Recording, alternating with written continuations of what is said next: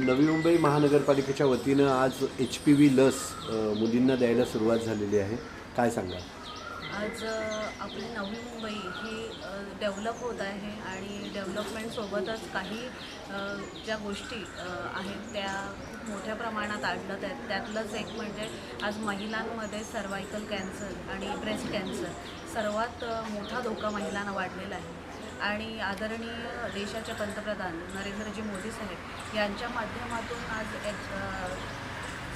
28 February 2026 रोजी HPV vaccine ची सर्वत्र ही स्कीम आपण राबवण्यात येत आहे.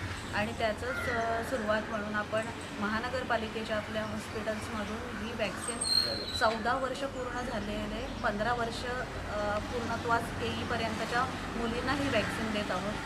ह्या वॅक्सिनचं महत्त्व म्हणजे ही एक सिंगल वॅक्सिन घेतल्यानंतर ह्या गर्भाशयाच्या मुखाचा कॅन्सर ह्याचा धोका बऱ्याच प्रमाणात टळू शकतो.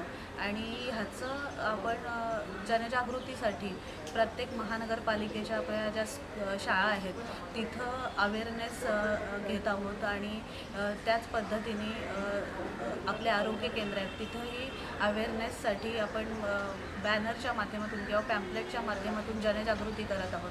आणि शाळांमध्ये या 14 ते 15 वयोगटाच्या मुलींसाठी विविध सेशन अरेंज करत आहोत, ज्या माध्यमातून या वॅक्सिनचं महत्त्व त्यांना कळेल, त्यांच्या पॅरेंट्समध्ये ह्याच्याविषयी जनजागृती होईल आणि जास्तीत जास्त मुली ह्या वॅक्सिनचा फायदा घेतील. नागरिकांना किंवा पालकांना काय आवाहन करा?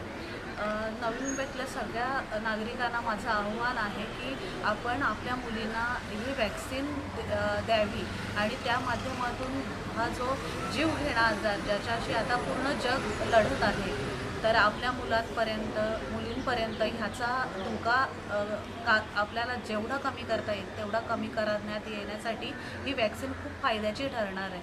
तर आदरणीय पंतप्रधान नरेंद्रजी मोदी साहेब यांच्या माध्यमातून सुरू झालेली ही मोहीम तळागाळातल्या सर्व मुलींपर्यंत, सर्व पालकांपर्यंत जनजागृती पोहोचली पाहिजे, हा उद्देश या माध्यमातून साध्य करायचा प्रयत्न असेल.